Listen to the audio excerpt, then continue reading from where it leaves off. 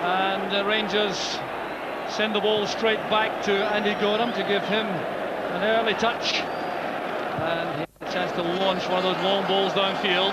Mark Hateley underneath that, well challenged by Gus Caesar, and the ball played long for Alan Lawrence, catching the Airdrie striker offside. But he's a major problem on these fast breaks by Airdrie. He's very quick indeed up front, Lawrence, and he'll be joined principally, I think, by Owen Coyle in attack. So Richard Goff with the free kick for Rangers. Helped on by Mikhalichenko. Here's Jimmy Boyle. Brown calls to Spackman to leave that, and Hateley was slow coming back, and already it's established, I think, Billy, that Paul Jack will sweep for Airdrie. It looks very much like that at the minute, and Gus Caesar will pick up Mark Hateley, and Walter Kidd, as we anticipated, will pick up Alan McCoy's. Interesting enough from Airdrie's point of view, Gus Caesar getting a good header early on against Mark Hateley, and I always used to enjoy that as a centre half, and I think it's an important thing to happen for Airdrie. So the first psychological blow struck there by Gus Caesar defensively in his marking chore on Hateley. So Airdrie filtering back to defend, and we anticipate they may do quite a lot of that early on to avoid the blow of an early goal. Eddie Kirkwood operating wide on the right. Here's Lawrence, hustled there by Brown. That was a foul by the Rangers central defender. Jimmy Boyle playing it forward early. Goff is alive to that. There's Spackman playing it across here for Stevens. And Stuart McCall couldn't get there ahead of Sandy Stewart. Good tackle there by Stevens. This is Spackman, and down goes McCoy. He's tackled heavily from the rear by Walter Kidd. So it's a very daunting task that for Kidd to look after McCoy all afternoon. And McCoy has scored 3 cup goals in the campaign so far, and leaves him 2 behind Jerry Craney in the race to be leading scorer in the cup. Mark Hateley going hurtling in there. John Martin will be happy to have that first little piece of involvement over, coping very capably there with Hateley putting him under pressure. Robertson up against Kirkwood. Spackman with Balfour. There's McCall. That's fine play by McCall. Stevens breaking on the right. Durant appears to have been given a free roll, and he's been picked up in the early stages by Jimmy Boyle. That's aim for Stevens, who's well forward, and tackled firmly there by Paul Jack. Well, that crunching challenge, making certain there was no dangerous cross for John Martin to cope with. Paul Jack signed from Arbroath, versatile player. He can play full-back in midfield, and this afternoon at sweeper. Mikhalichenko will take the corner kick. Goff and Hateley on the 18-yard line. That's towards the near post. Had to be headed away firmly and safely there by Stewart. Here's Mikhalichenko, and trying to beat Martin at the near post. There's plenty of support waiting in the middle, but Mikhalichenko, I think, tried to surprise the goalkeeper with this effort. You see him checking inside here, and Martin protecting that near post at all costs. Lovely piece of skill from Mikhalichenko, and confident as anything. Took the player on lovely, opened up about the goal for himself. Unfortunately didn't hit the target. Helped on there by Honor, and played straight to the feet of Spackman there by Stewart. Still no way through the middle though. Airdrie grouping well in defence through the centre. So they've had to reorganise somewhat. Chris Honor playing in a midfield role, pushing forward on Mikhalichenko. There they are together. Sandy Stewart also with that task of holding a position there on Stuart McCall. Caesar getting that out of Hateley, but this is Stevens. Good running by Mikhalichenko. This time trying to play the ball in early. Dragged away to safety there by Jack. Goff keeps the ball in play. Very safe pass back there by Jimmy Boyle. He knows this surface very well indeed because he joined Airdrie from Queen's Park 3 years ago. So playing a lot of his football on this pitch before his transfer.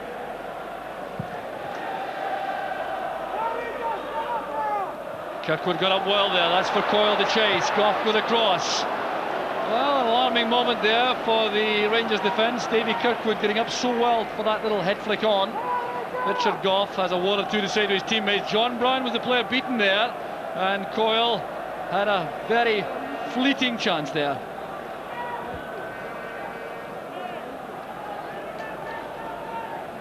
Walter Smith has come up with surprising tactics in actual fact, because Ian Durrant's playing on the left-hand side with Mikhailichenko on the right-hand side. I honestly don't think that Airdrie, or indeed anyone else, would have anticipated that one, Joe. And there are lots of instructions, I can tell you, coming from the Airdrie dugout below us, because they're having to cope with that surprising formation. So homework done by Walter Smith and Archie Knox, the Rangers management team, to perplex Airdrie in the early stages. So it's all rather muted at the moment here at Hampden. Neither set of supporters really in full voice as yet. Here's Spikeman trying to use the pace of David Robertson, but Kirkwood was covering that move, and he's gone back, probably pass back to John Martin. So John McVeigh on his feet, the Airdrie assistant manager, conveying the instructions, that earpiece, his contact point with Alec MacDonald in the stand.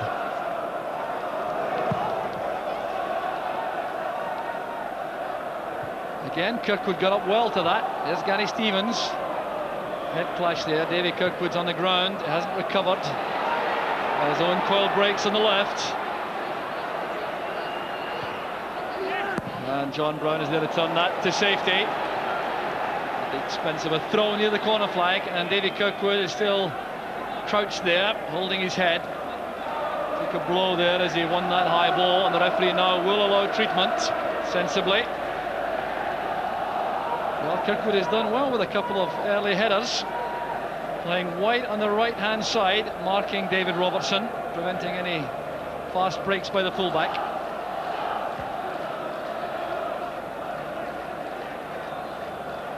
So there's serious damage to Evan Balfour. He too was up for that high ball, and he, I'm sure, will have to leave the field, at least for a spell, to get that cleaned up. Bill Collins, the Rangers physio, has come on to attend to him because there's attention required also for Davy Kirkwood. So Balfour will have to leave the field for the moment to have the blood removed. Under the FIFA regulations, any blood-stained player must be cleaned up before he can return.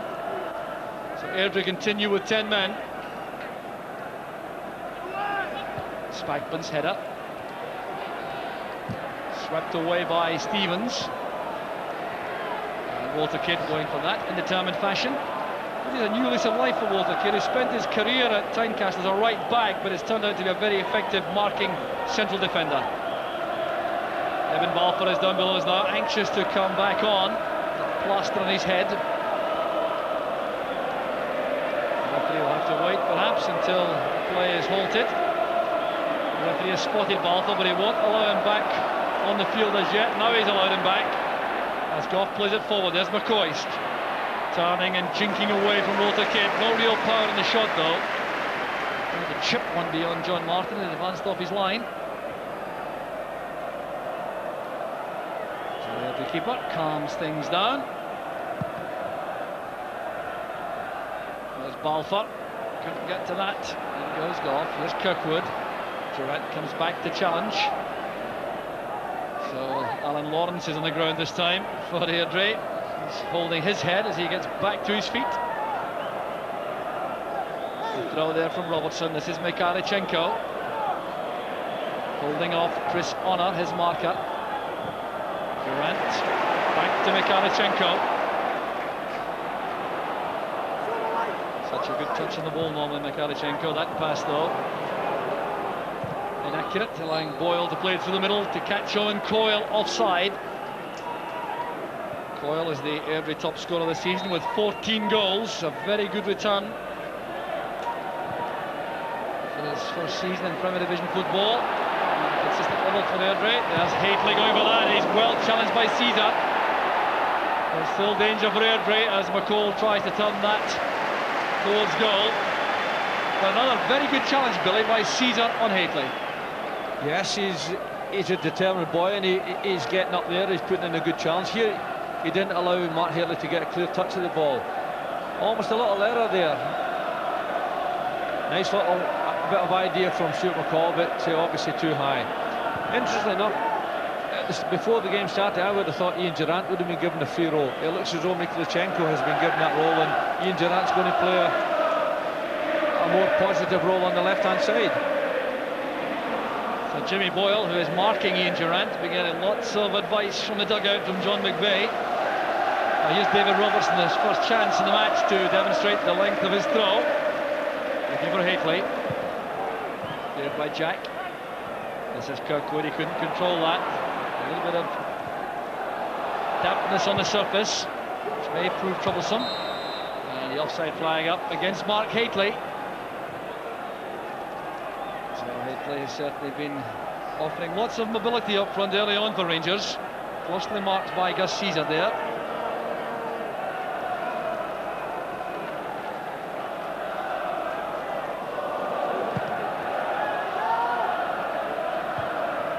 Away by Brown. Caesar again, first to the ball, ahead of Haitley. There's Jack.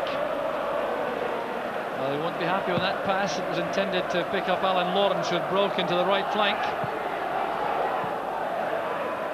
So Jack calling there to Davy Kirkwood. Didn't like his positioning for the moment.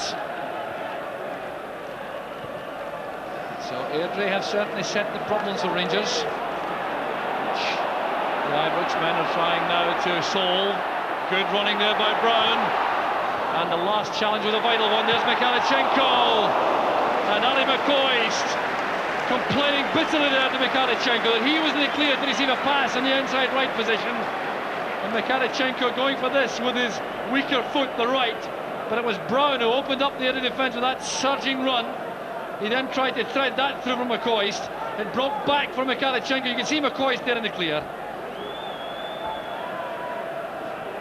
Yeah, McCoist will be just a little bit disappointed that Mikhailichenko didn't pass to him, but I think the temptation for a shot from the edge of the box is always there, and he came on to it. Unfortunately for him, it was his wrong foot.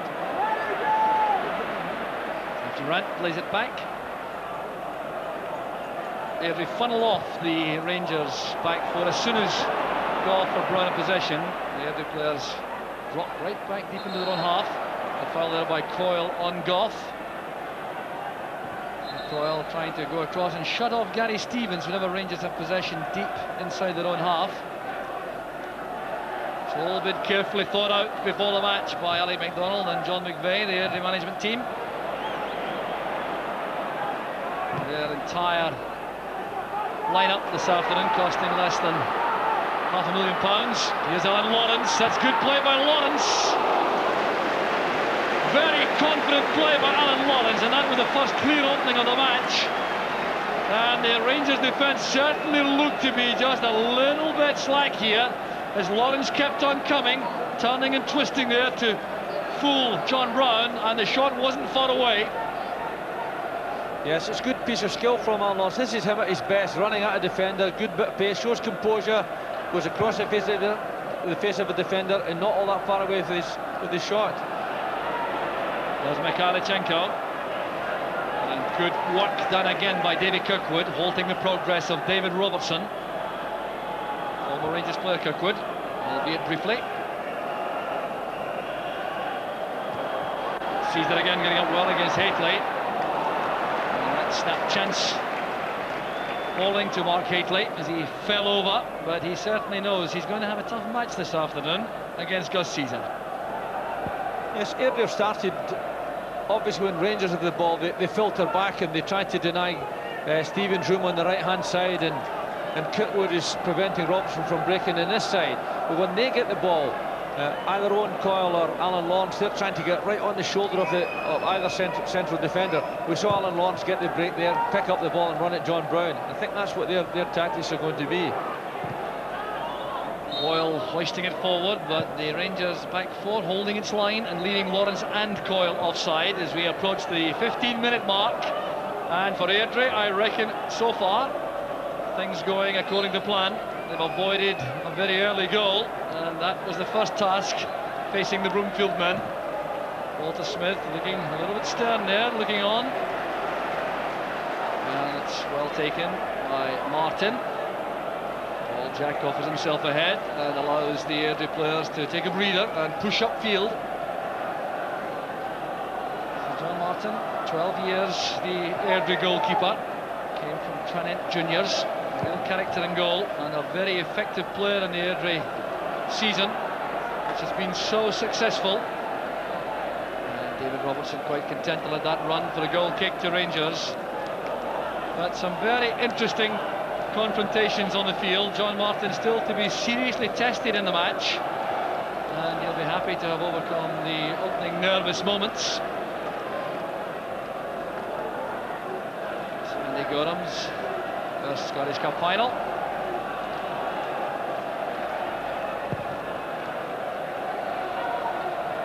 Boyle up there with Durant. Here's Haitley. Tackle was made by Balfour. It breaks for Spackman. Here's Mikhalichenko trying to help that on for Durant. Coyle going back there. He'd been marking Gary Stevens whenever Rangers had possession. So really the only Airdrie player with no defensive duties appears to be Alan Lawrence, playing right through the middle, trying to pose problems for Gough and Brown. Caesar getting up well again, competing physically in the air with Haitley. He was being penalised that time. Free kick's already taken. There's Durant. Stevens finding space, faced by Coyle.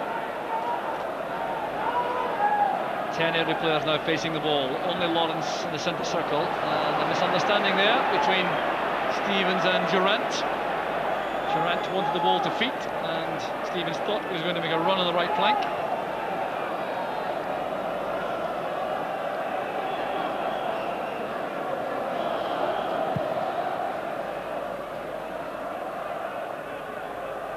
Gough did his head to that. Here's Spackman. Once again, David Robertson being followed by Kirkwood. Good cover provided also by Paul Jack. That's a free kick. David Robertson going in late on Paul Jack. Well, a very unhappy semi-final when he's ordered off after just 6 minutes against Celtic. But this time he was frustrated, I think, by the fact that the pass didn't run for him. Paul Jack taking it across his bows. There's Brown. Mikhalichenko's header. McCall across to Stevens. Durant going forward on the right. Durant now trying to find a teammate inside. It's McCoist he finds. Back from Stevens to McCall. There's no one on the left. Robertson has stayed deep, marked by Kirkwood. Cut up well there by Stewart. Spackman and a challenge there. It breaks kindly for Rangers. There's Stevens. McCoist dummy. There's McCall. And Jimmy Boyle steps in. Fine move that though by Rangers. McCoist dummy set up the chance to open up the early defence.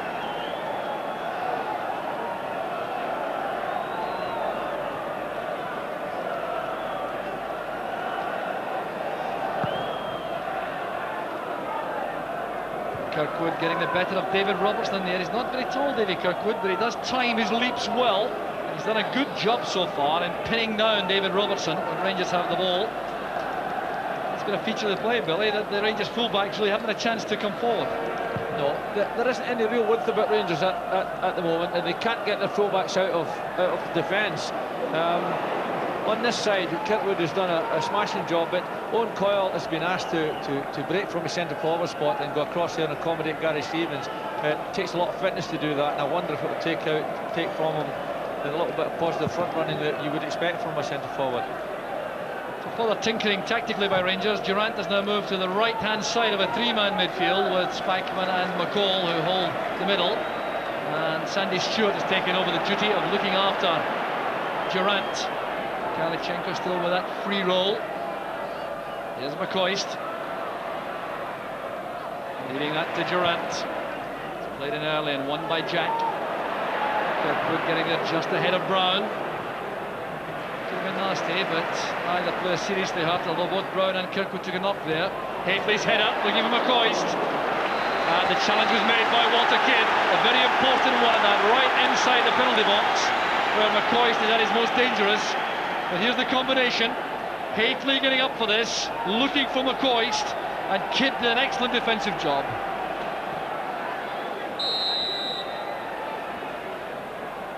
Durant taking the short corner this time to Spackman.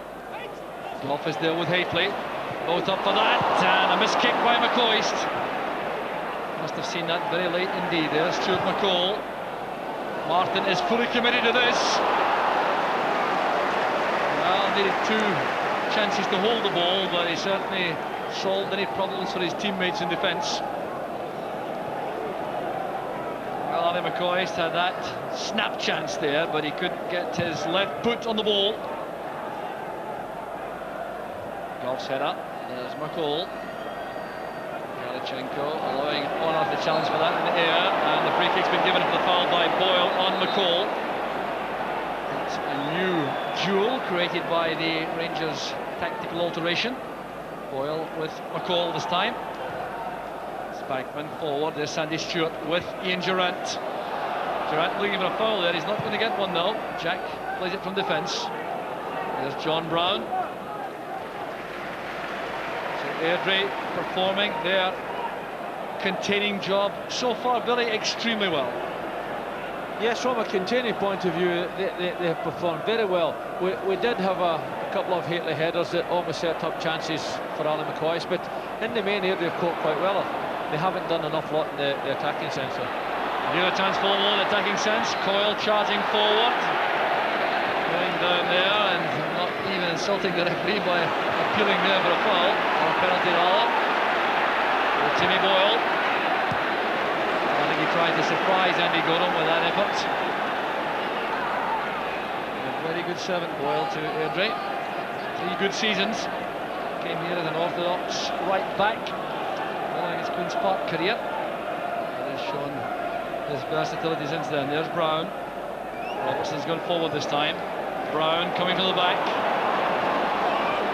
Turn pass attempted there by McCoist, but the cover was there for Airdrie from Paul Jack. And I wonder, Billy, if Rangers sending one of the central defenders forward could make that extra man to open up the Airdrie defence.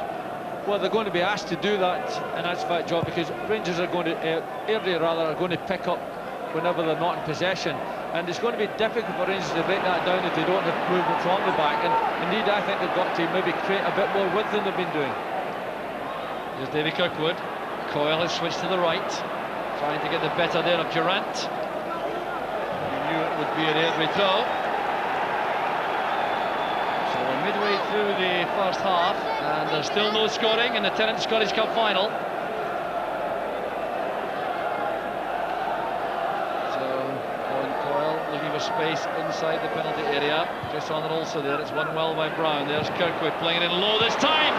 It almost found his way through, and the Rangers defence very happy to scramble that to safety. Boyle's shot closed down there and blocked by Goff, but Airdrie enjoying a good spell of pressure here. And that cross brings it to an end though. David Robertson getting a call to Andy Gordon, let that run. But for a moment there, the Rangers defence looked to be in some trouble. Came from the throw, came back from John Brown. This is a very good ball, played in low. The dummy attempted inside the area, and still it wouldn't run kindly for Airdrie. And the shot in the end from Boyle, well blocked by Goff. That's exactly what Airdrie are after. They want to contain Rangers, and every now and then they'll hit them on the break. A good ball from Davy Kirkwood almost opened an opportunity up for them. John Brown had to be careful there, and forcing Gorham to sprint. No sign there of that knee problem Gorham's been suffering from, which requires treatment to ensure he can join Scotland in the European Championships in Sweden next month. Here's Richard Goff trying to pick out an accurate pass. It's not at all easy. The marking is so diligent and so tight among the Airdrie defenders. Now you can criticise Richard Goff for that, but you must really give credit to the Airdrie defenders who made his task so difficult.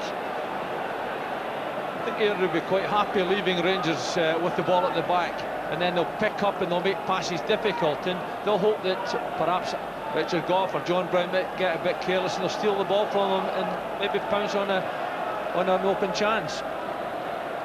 We saw Archie Knox there on the track, the Rangers assistant manager. Clearly there is some anxiety felt in the Rangers management at the moment. Paul playing that into space, hoping to pick out a run from Ian Durrant, but he miscued the pass. So Mikhailchenko has now switched to a wide left position in midfield, Durrant's wide right, and that may be answering the problem posed there by Billy McNeil about width in the Rangers ranks. Yeah, I think so. At the moment, I think Walter Smith is probably just a little bit concerned. He's having more problem with the tactics than Airdrie are. Airdrie are straightforward. They're going to mark, leave Paul Jack in at the back and try to hit Rangers on the break. The long angle ball there from John Brown, helped on by Haitley for Spackman, who's made a very good run wide on the right. Trying to get the ball across. Mikhailchenko trying to control it, and Jimmy Boyle turns that back. Can Martin keep the ball in play? Linesman Bill McCree said he did. John Martin clearly believes he did. He's even managed to produce a smile at this stage in the final. That's always a healthy sign. Jimmy Boyle with that lofted pass back.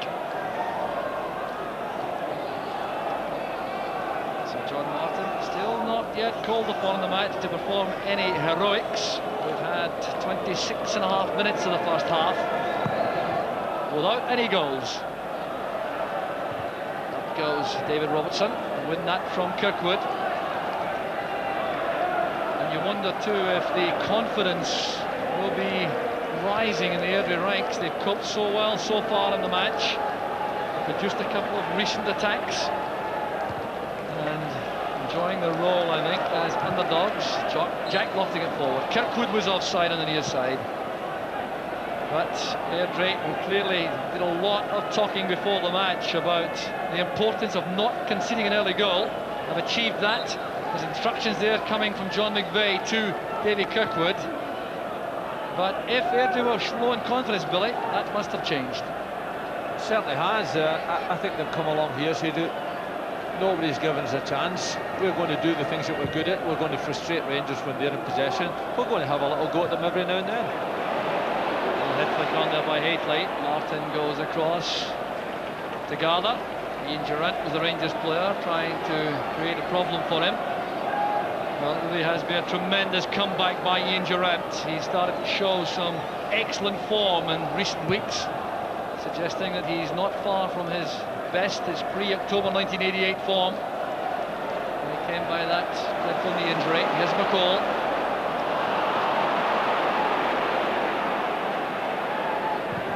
Played along there by Boyle. That's a good pass. Lawrence is in behind Brown. Kirkwood's in the middle. Lawrence looks up.